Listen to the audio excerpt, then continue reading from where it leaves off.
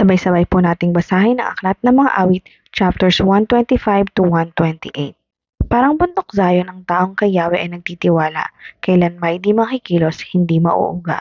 Itong Jerusalem ay naliligiran ng maraming bundok, gayon nagtatanggol sa mga hinirang si Yahweh ang ating Diyos. Taong masasama ay hindi hahayaang laging mamahala, pagkat maaaring ang mga pinili mahawas sa sama.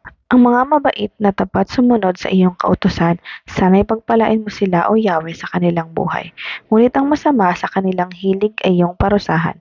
Parusahan sila dahil sa diwasto nilang pamumuhay. Kapayapaan para sa Israel. Nang lingapin tayo ni Yahweh at sa Zion na ibalik, ang nangyaring kasaysay ay parang isang panaginip. Lahat tayo ay natuwa, masasayang nagsiawit.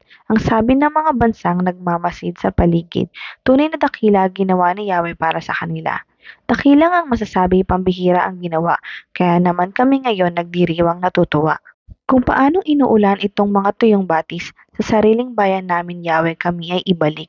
Silang tumatangis habang nagsisipagtanim, hayaan mo na mag-ani na puspos ng kagalakan. Silang mga nagsihayong dalay binhit na nanangis, ay aawit ng mga galak, dalay ani pagbalik.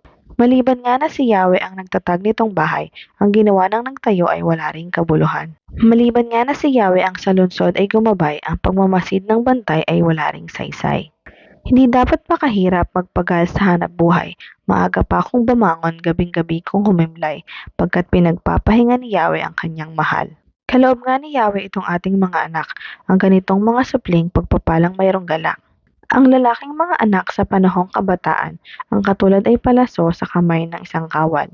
Mapalad ang isang taong mapalasong tulad niyan, hindi siya malulupig at malayo sa kahiyan, kung sila man ang kalaban ay magtagpo sa hukuman. Mapalad ang bawat tao na kay Yahweh ay may takot, ang maalab na naisi sumunod sa kanyang utos. Kakainin niya ang bunga ng kanyang pinaghirapan, ang taong ito'y maligay at maunlad ang pamumuhay.